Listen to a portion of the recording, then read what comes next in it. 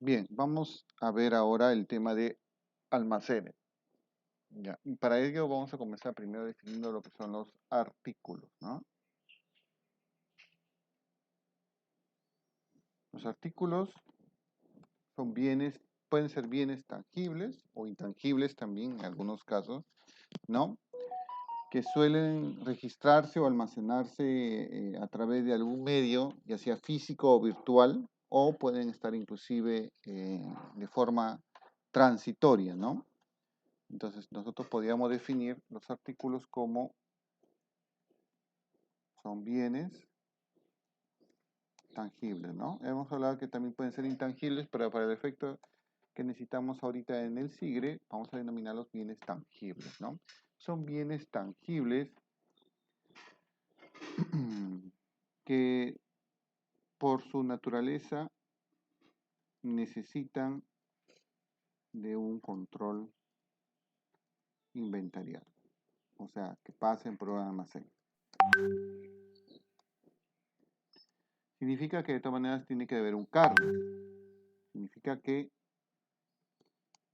tienen que tener un cargo, ¿no? ¿Ya? El almacén puede ser físico, virtual o temporal, transitorio o temporal o transitorio, ¿no? Vamos a poner acá, temporal o transitorio. Entonces significa que el almacén puede ser físico. Un almacén físico es un almacén que tiene, bueno, como su nombre lo dice, existe físicamente, son 4 paredes, una puerta y un techo en la cual yo guardo los bienes, ¿no? Los artículos, ¿no? Generalmente cuando son físicos tiene un responsable, puede ser un jefe en el almacén, encargado de almacén, puede ser a veces el mismo vigilante, puede ser una persona de administración, ¿no? O sea, necesariamente hay una persona responsable que al menos tiene las llaves que abre dicho almacén, ¿no? O está dentro del almacén físico, administrándolo, evitando que se lleven las cosas sin permiso o entregando los artículos bajo ciertos documentos o formatos que debe entregar la persona que quiere retirar el artículo, ¿no? O en tal caso, pues tiene las llaves que lo permanece cerrado y por lo tanto lleva su control. Dichos como sea, el almacén físico tiene un control de un responsable. En cambio, el virtual generalmente no son almacenes físicos reales, pueden ser de repente una gaveta o un escritorio, o puede ser generalmente solamente algo, un control que hubo, pero no necesariamente hubo un responsable que lo almacenó, ¿no? Un ejemplo, por ejemplo, de almacenes virtuales pueden ser eh, los almacenes administrativos, ¿no? Generalmente en oficinas hay personas que cuidan los lapiceros, cuidan los eh, bienes como el papel, ¿no?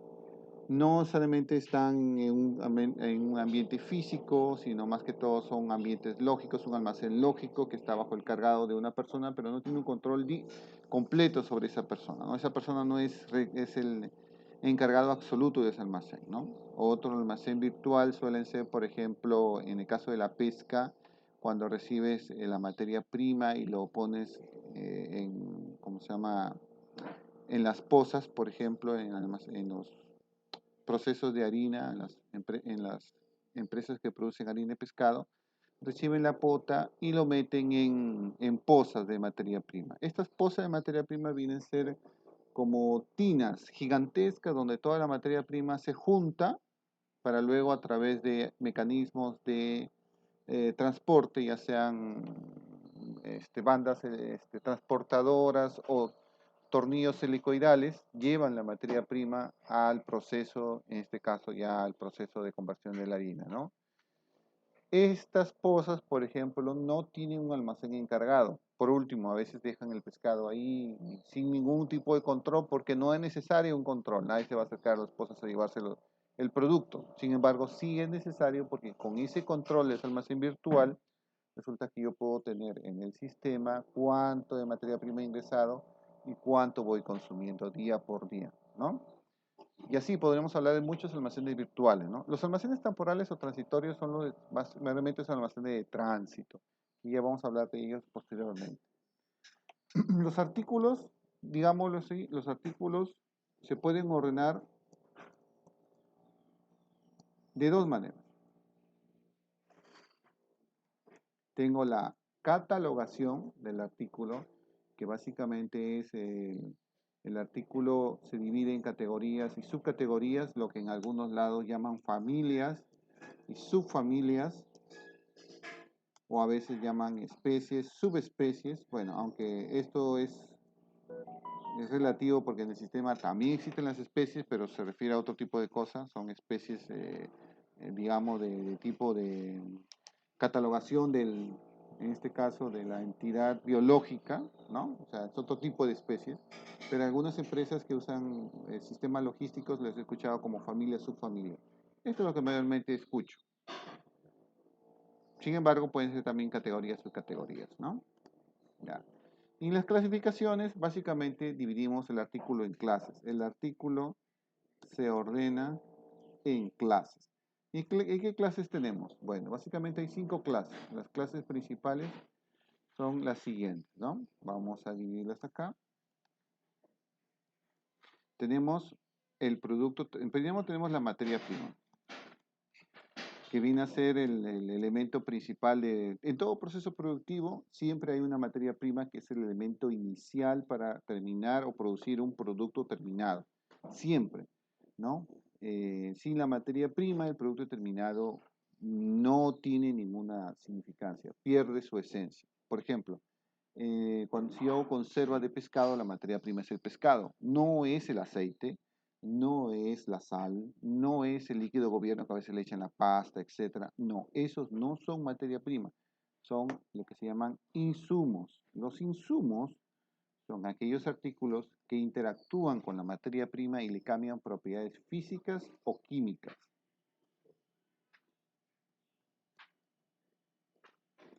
¿Ya?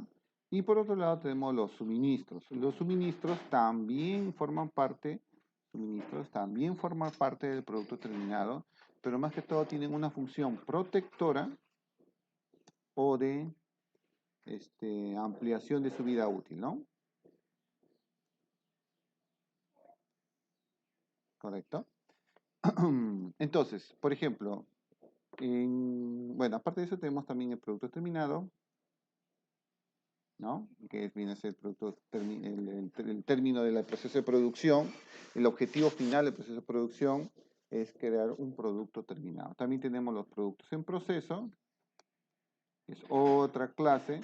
Tenemos los materiales, y aquí le voy a explicar qué son los materiales, son artículos reusables, no, sí participan desde el proceso productivo, pero no se consumen.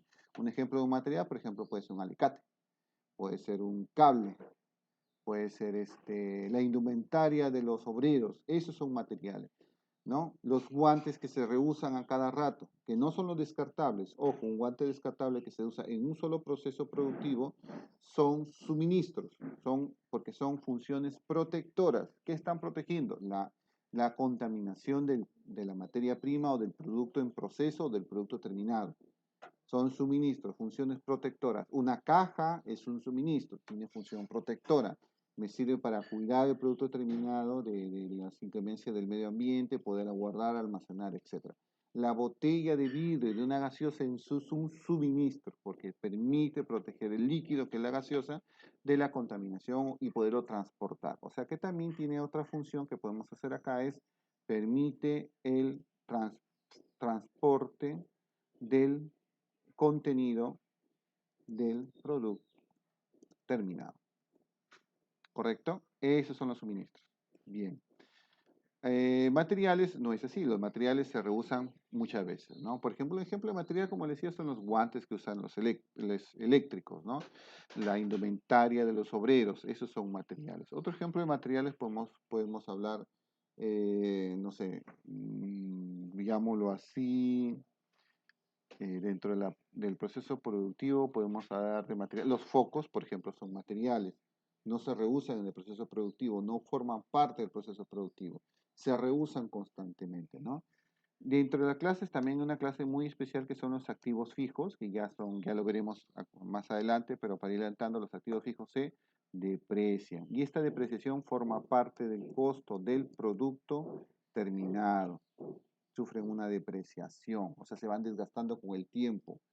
Pueden durar muchos años hasta que el producto terminado, hasta que el activo fijo deje de funcionar, ¿no? Y ese tiempo, el costo del activo fijo se ha ido desgastando, se ha ido prorrateando en el toda la producción durante todos esos años que ha estado desgastando. ¿Ya? También tenemos otros que son los descarte y el otro que es el residuo. Y con eso terminamos la clasificación del producto terminado, ¿no? Eh, bien, más o menos a darles un ejemplo, siempre me gusta el ejemplo, para que tengan muy claro. Vamos a ver el ejemplo de lo que llamo yo de la limonada. Bien, imaginemos que somos una empresa que produce limonada. Únicamente producimos limonada, ¿no? De esas limonadas, no sé si habrán visto en las películas o cuando eran niños, habrán hecho limonada alguna vez en su vida.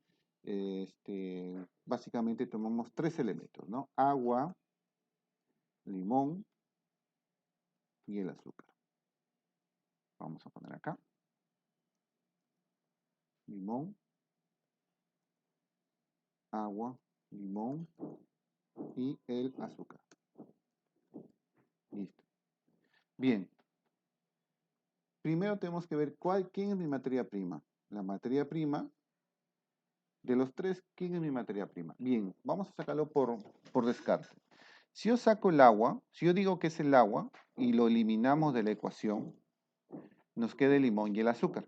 Entonces, un limón y azúcar, ¿vamos a obtener limonada? Sí, vamos a obtener limonada, pero una limonada muy ácida, demasiado ácida. ¿Que hay personas que le gustan? Sí, hay personas que le encantan el zumo puro de limón con un poco de azúcar.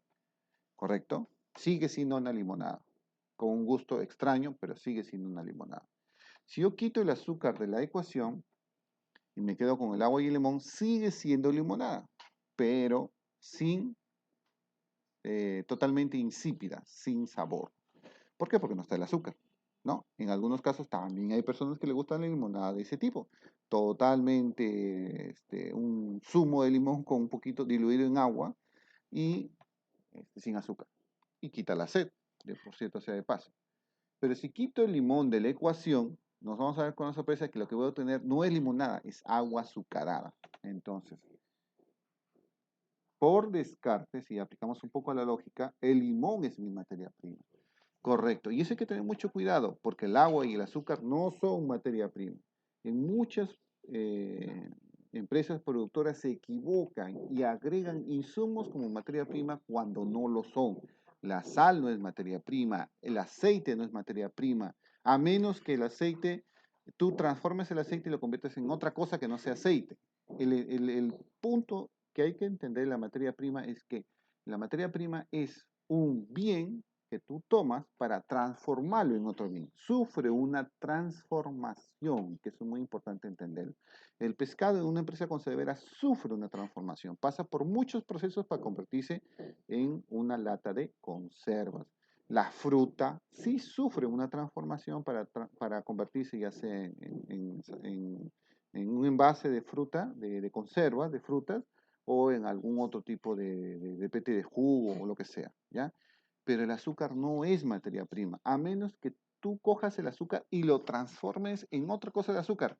Dicho, por ejemplo, yo tomo el azúcar y lo transformo en caramelo, ahí sí se da materia prima. Pero si yo tomo el azúcar para endulzar un jugo, no es materia prima, es un insumo.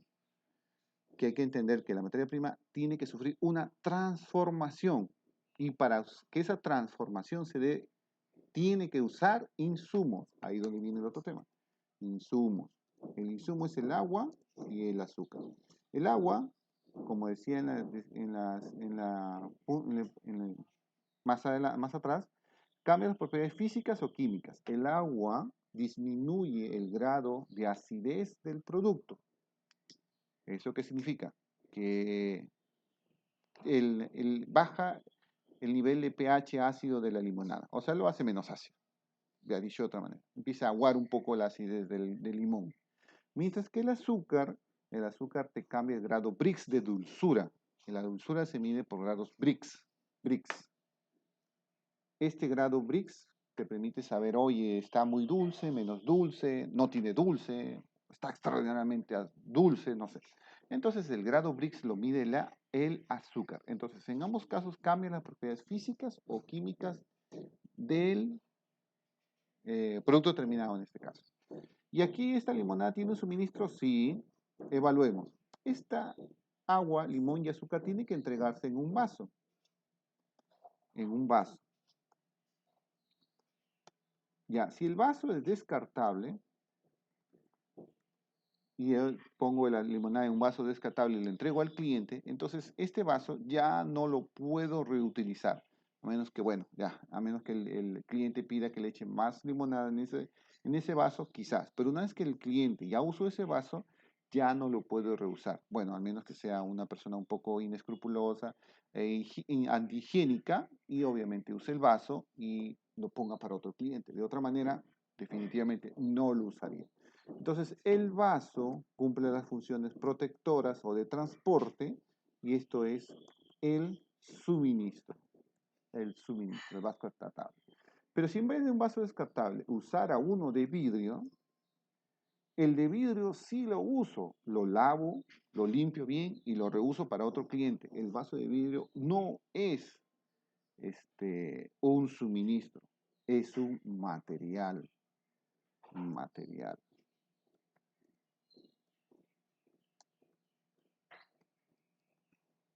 Y ahí donde tengo la diferencia. El insumo, los suministros y la materia prima forman parte de mi costo en mi producto terminado. Cuando yo le cobro al cliente por esa limonada, vamos a suponer que le cobro 5 soles por vasito de la limonada, yo le estoy cobrando por el limón que he usado, por el azúcar y el agua que he usado y por el vaso descartable que le he entregado. Esos forman parte de mi costo y no se pueden recuperar. La materia prima, insumos y suministros son irrecuperables. Vamos a ponerlo acá. La materia prima, insumos y suministros son irrecuperables, o sea, no los puedo recuperar, ya no se pueden reusar, ¿no? Aunque así abriera la lata de conserva, si la metiera en otra conserva, ya perdí la lata, posiblemente perdí parte del aceite que forma parte del líquido de gobierno de la lata, y así, no se pueden recuperar. Son parte y no se pueden recuperar, ¿ya? Son irrecuperables y forman parte del costo directo del producto terminado. Vamos a poner acá producto terminado. Vamos a poner acá producto terminado. Bien. Mientras que el vaso de vidrio, sí es reutilizable. Reutilizable. Muchas veces. A veces no tienen un tiempo de vida hasta que, bueno, el vaso de vidrio se quiebre, ¿no? Pero mientras tanto pueden usarse muchísimas veces. ¿Ya? ¿Correcto? Y si, por ejemplo, en vez de hacer una limonada normal, hiciera una limonada licuada y usara, por ejemplo, me compraba una licuadora, la licuadora sería el activo fijo, ¿ya? Si yo hiciera una limonada licuada, vamos a poner acá limonada licuada,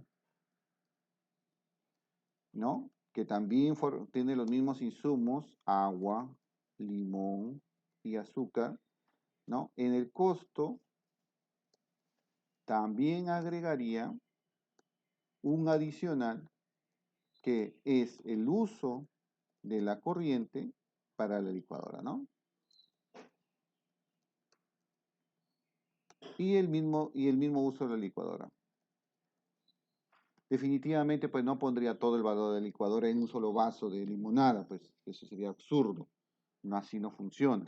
La licuadora puede hacerme muchas limonadas, entonces más o menos uno tiene que hacer más o menos un estimado, ¿no? Si va a durarme 10 años, supongamos la licuadora, y me va a hacer unas 1000 limonadas, entonces yo el costo de la licuadora lo prorrateo entre esas 1000 limonadas que puedo hacer y tendría un costo aproximado de cuánto más tendría que agregarle a cada limonada para tener un valor exacto del costo. Eso se llama depreciación. Los activos fijos se deprecian. ¿ya? Y esto que les acabo de indicar, ¿para qué me sirve? Bien, me sirve para poder entender un poco cómo se tienen que catalogar y clasificar los artículos en el SIGRE para tener una buena catalogación y clasificación. Bien, me olvidaba, aquí en la catalogación de categorías y subcategorías, hay que tener que las categorías y subcategorías son por la naturaleza del artículo y no su finalidad. O sea, por ejemplo, un lapicero es un útil de oficina. Su naturaleza es que sea útil de oficina. Por ejemplo, un aceite de cocina, su naturaleza es aceites, ¿no? Aceites comestibles. Esa es su naturaleza. Por ejemplo, aceite Shell del carro 4W, ¿ya? Este es un aceites y lubricantes, ¿no? Yo no puedo poner aceite de cocina como insumo de cocina. Ah, ¿por qué? Porque ahí ya estoy, este insumo de cocina, este insumo de cocina está incorrecto, está mal, así no debe ponerse, es incorrecto, ¿no? No es un insumo de cocina, está incorrecto. No es un insumo de cocina, porque el insumo de cocina significa que ya le estamos dando una finalidad al aceite que es para la cocina, y no es así. El aceite forma parte de una naturaleza propia que se llama aceites comestibles. ¿Que lo puedo usar para la cocina? Sí, pero lo puedo usar para otras cosas también. Nada me impide agarrar el aceite y usar, por ejemplo, para limpiar mesas o limpiar o lubricar de repente, no sé, las ruedas de un coche. Nada me lo impide. No es lo apropiado, no se usa para eso, pero nada me lo impide. Entonces no se puede usar como catalogación un insumo y asignarle una finalidad. No es así, ¿no? Por ejemplo, los engranes, un rodaje, no sé, Caterpillar, vamos a poner, no es, unos lo llaman repuestos para vehículo, para automóvil. Ya, esto está mal. Esto, por ejemplo, está mal. Así no es. No es, entonces estoy dando una finalidad y ya estamos mal. Su verdadera categoría es rodamientos. Esa es su verdadera categoría o su categoría. Rodamientos, ¿no? Rodajes forma parte de una naturaleza muy independiente que se llama rodamientos. ¿Cómo voy a saber que este catálogo está bien? Porque un catálogo de un artículo es totalmente independiente del giro de negocio de la empresa. Total y completamente independiente del giro de negocio de la empresa. Puedo traerme el catálogo de artículos de una empresa harinera y ponerle una empresa que produce uva y no debería haber ningún cambio. No debería tener ningún cambio para nada, porque la naturaleza del artículo no varía y no varía por el giro de negocio, es totalmente independiente del giro de negocio de la empresa. Lo que varían son sus clases, porque para una empresa lo que es una materia prima, para otra empresa de repente será un material. Para una empresa que es un producto terminado, para otra empresa será una mercadería. Me estaba olvidando de la otra, que es mercaderías. Y así podemos hablar que cada empresa puede tener su clase diferente, pero las categorías son las mismas. Y eso es muy importante. Bien, ya, entonces vamos ahora sí, ya dicho esto, vamos ahora sí con el módulo del SIGRE, catalogación, clasificación, categorías, subcategorías, correcto. Y aquí vemos las categorías y subcategorías. Ya hemos ido avanzando en algunos puntos, ¿no? Categorías y subcategorías. Esta es la categoría y aquí está la subcategoría. Generalmente las categorías son de 3 caracteres, su código, y la subcategoría de 6 caracteres. Para agregar una categoría, inserto clic, pongo la categoría, vamos a materiales de rodamiento. O ferretería en general vamos a poner. Ferretería en general, ¿no? Y aquí, por ejemplo, podemos poner una subcategoría que sería 012-001, rodamientos. ¿Ya? Puedo poner aceites lubricantes, si quisieran. Y así, ¿no? Voy insertando las subcategorías que necesito. Y bien, de esa manera voy creando las categorías y subcategorías. ¿Ya? Y las clases de artículos están acá. Catalogación, clasificación, clase de artículos. Y ahí están las clases. Aquí hay un poco más clases de las necesarias. Bueno, subproducto, saneamiento no es una clase. Combustible, grasa y aceite no es una clase. Economatos no es una clase. Forma parte de lo que se llama los insumos. Productos en proceso sí. Terceros no. Insumos sí. Utilidad de oficina no. Forma parte de materiales. Envases tampoco. Es un suministro. Lo que sí no veo, aquí está insumos, embalajes no, mercadería sí, descarte y residuo. Ahí ya tenemos. Ahí está. Producto terminado, materiales, materia prima, suministros, activo fijo, subproductos. Subproductos son de un proceso productivo, pueden generar el producto principales y algunos otros derivados. Por ejemplo, del proceso de producción de harina de pescado, la harina es el producto principal, pero producto de ese proceso productivo, como un subproducto, sale el aceite de pescado, ¿no? Casi generalmente los procesos productivos generan más de un producto. Pueden ser un producto principal y a veces productos derivados de esa misma producción, ¿no? Por ejemplo, en el destilamiento del petróleo, por ejemplo, pueden salir muchos productos principales, gasolina de 90, 95, 84, etcétera, etcétera, etcétera, y un subproducto de ese proceso vendría a ser, por ejemplo, la brea, ¿no? O lo que usan para el asfalto, ¿no? El producto en proceso, aquí tenemos un producto en proceso, cuando es un producto que sirve como materia prima para otro producto, ¿no? Por ejemplo, cuando estamos en una producción en serie, ¿no? Yo produzco vehículos automotores, vehículos automotrices, ¿no? Por ejemplo, un carro. Entonces, una planta puede producirme las puertas del carro. Para esa planta es un producto, un producto terminado, pero para mí es un producto en proceso, ¿no? Forman parte de lo que se llaman procesos primarios de producción. Luego están los insumos que hemos explicado, la mercadería, el descarte y el residuo. ¿Correcto? Bien, con eso vamos a crear los artículos. Creamos los artículos, maestro de artículos, y aquí estamos. Insertamos un nuevo registro. Vamos a seleccionar la categoría, vamos a poner ferretería en general. Su categoría, aceite y lubricantes, me va a pedir sí y sí. Listo. En aceites y lubricantes vamos a poner aceite automotor Shell Primula X, vamos a suponer, ¿no? De 40 watts. De 40 watts por 40 watts. Listo. Ahí, por ejemplo, tenemos ya el producto creado, ¿no? Mi producto tiene que tener la descripción, toda la descripción necesaria para que logística no tenga problemas en poderlo comprar. Generalmente el producto debe tener marca, color, tiene que tener una descripción completa. La descripción del genérica, aceite, automotor, la marca, Shell, Trimula, características específicas, por ejemplo, 40W, ¿no? De repente, entonces, características específicas puede ser el tamaño, las dimensiones, el número de parte, y así sucesivamente puede haber muchas características adicionales a la descripción. Por ejemplo, yo puedo poner un artículo que se llame laptop Lenovo serie Elite Pro de Pentium CPU Intel Core i7 de 16 GB de RAM con disco de 2 terabits. ¿Ok? ¿Eso qué significa? ¿Que me voy a llenar de artículos? Sí, te vas a llenar de artículos, pero cada artículo va a tener una especificación correcta.